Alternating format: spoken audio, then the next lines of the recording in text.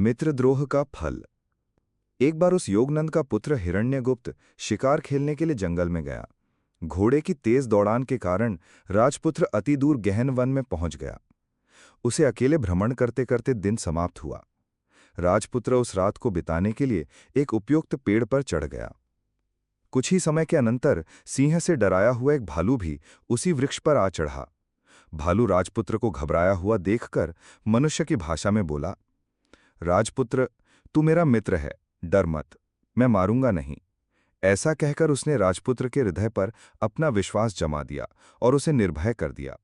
भालू की बातों से निर्भय होकर राजपुत्र सो गया और भालू जागता रहा। इतने में नीचे से सिंह बोला, हे रिक्शा, तुम इस मनुष्य को पेड़ से नीचे फेंक दो, मैं इसे लेकर चला जाऊं। भालू बोला, रे पापी, यह मेरा मित्र है, मैं मित्र को मरवाना नहीं चाहता। क्रमशः भालू के सोने और राजपुत्र के जागते रहने पर सिंह ने राजपुत्र से कहा, हे मनुष्य, तुम इस भालू को मेरे लिए पेड़ से नीचे फेंक दो। यह सुनकर भय के कारण सिंह को प्रसन्न करने के लिए राजपुत्र ने भालू को नीचे फेंकने का यत्न किया।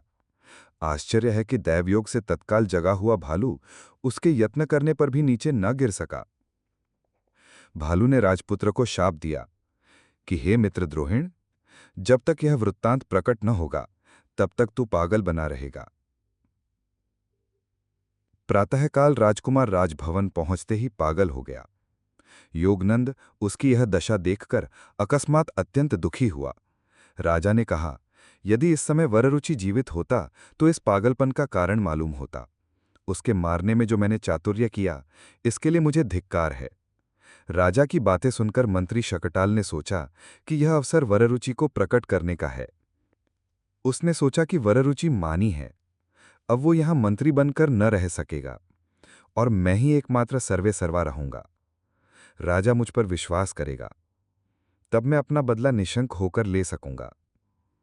ऐसा सोचकर उसने राजा से अभय की प्रार्थना करके बोला, वररुचि जीवित है और यहीं स्थित है। तब योगनंद ने कहा, उसे शीघ्र लाया जाए। और मैंने उन्मत्त राजपुत्र को देखा। उसे देखकर मैंने राजा से कहा, इसने मित्रद्रोह किया है, और सरस्वती की कृपा से वन की रात का सारा वृत्तांत कह दिया।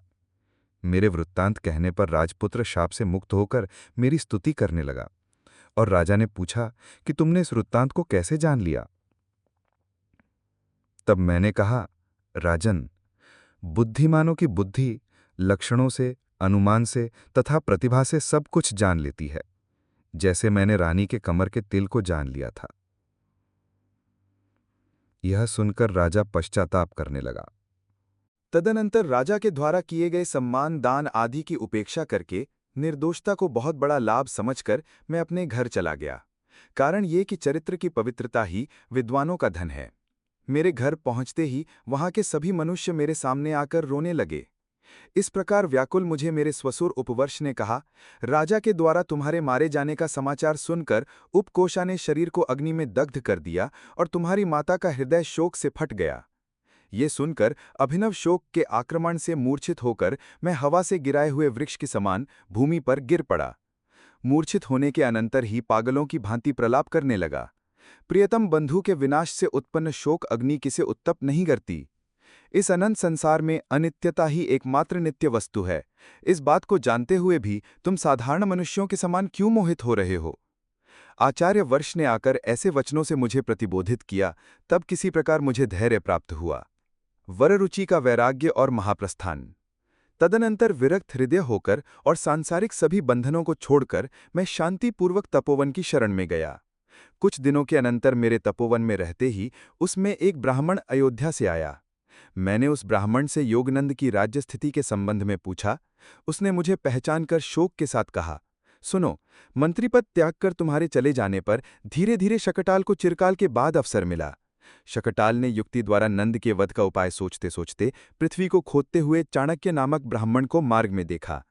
शकटाल की यह पूछने पर कि तुम भूमि क्यों खोद रहे हो, उस ब्राह्मण ने कहा कि मैं कुशाओं का उन्मूलन कर रहा हूं, क्योंकि इसने मेरे पैरों में व्रख अर्थात घाव कर दिया।